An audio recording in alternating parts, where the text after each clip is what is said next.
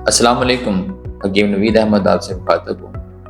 یہ انسانوں کے پاس چوائس ہے اللہ کی طرف سے، ان کو جو اللہ نے شعور دیا ہے اس کے انڈر وہ اپنے لیے صحت کا رستہ اختیار کرتے ہیں، بیماری کا رستہ اختیار کرتے ہیں، اپنے لیے زندگی کا رستہ اختیار کرتے ہیں، اپنے لیے تباہی کا رستہ اختیار کرتے ہیں۔ وہ کس چیز کو پسند کرتے ہیں اپنے لیے، اس کی سمجھ اور شعور دے کے اللہ نے اختیار دے دیا۔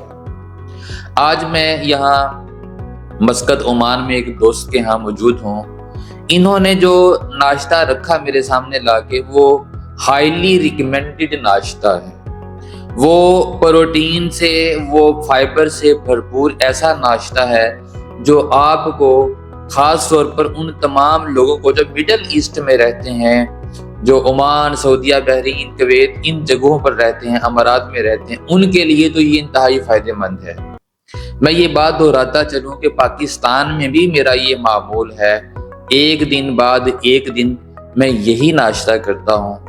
اس کے اندر غذا کے حوالے سے اکثر نیوٹرنٹس موجود ہیں۔ آپ چاہیں تو چنے، انڈا، پراٹھا لے لیں، اس میں وہ صحت کے وہ جو فیکٹرز ہیں وہ موجود نہیں ہیں، مگر یہ چیزیں جو ہیں، اور آپ صلی اللہ علیہ وسلم کو یہ انتہائی پسند غذا تھی۔ یہ دکھائیے گا ذرا، یہ جو کا دلیا ہے جو فائبر سے اور بعض ایسی چیزوں سے بھرپور ہے جو دیگر غذاؤں میں نہیں پائی جاتی ہیں۔ یہ انہوں نے کھجور، کاجو اور دیگر نٹس کے ساتھ ان کو پکایا ہے، اور یہ ایک اچھی نسل کی کھجوریں ہیں۔ یہ ہم آج ناشتے میں لیں گے انشاءاللہ۔ تو کوشش کریں، اور یہ کوئی بہت مہنگا کام نہیں ہے، کوشش کیجئے کہ اپنے آپ کو ان چیزوں کا عادی بنائیں۔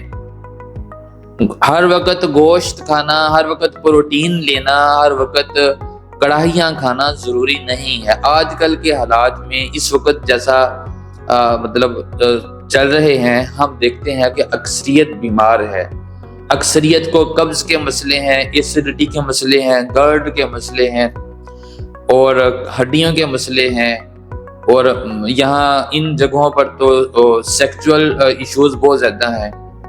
تو اس کی بہت ساری ریزنز ہیں۔ ایک بڑی وجہ، مین ریزن، غذا کا نامناسب ہونا ہے۔ آپ لوگ ہر وقت پراٹھے کھاتے ہو، آپ لوگ ہر وقت ٹھنڈے کے نام پر کولڈ ڈرنکس لیتے ہیں۔ ان ساری چیزوں سے اوائڈ کرنے کی کوشش کریں، یا کم از کم ان کو کم کر دیں۔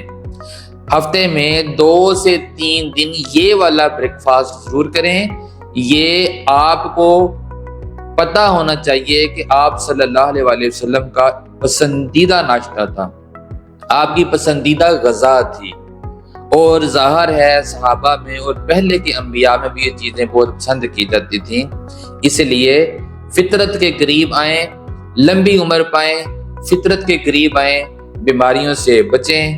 اللہ تعالیٰ آپ کا حامی و ناصر ہو۔ اس خیر کے کام کو شیئر کریں، ہمارے چینل کو سبسکرائب کیجیے۔